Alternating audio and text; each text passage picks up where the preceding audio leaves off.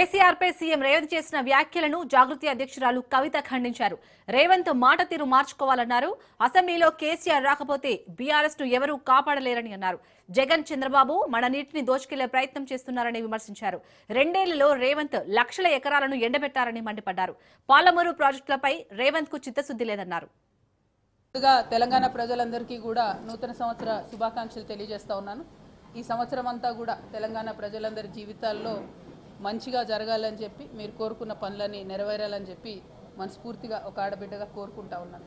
మరి ఇవాళ నేను రాజీనామా చేసి దాదాపుగా 4 నెలలు, రేపు 3వ తారీఖు అయితే 4 నెలలు అవుతుంది.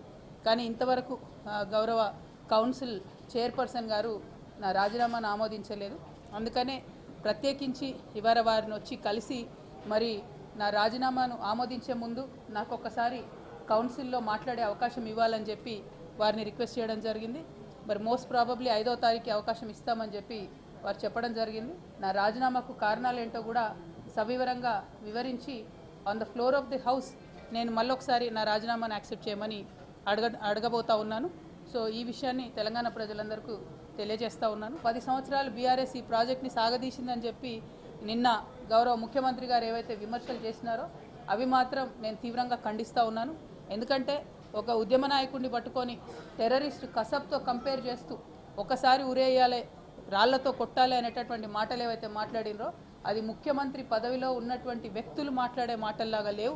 దీన్ని మేము చాలా తీవ్రంగా ఖండిస్తూ ఉన్నాను.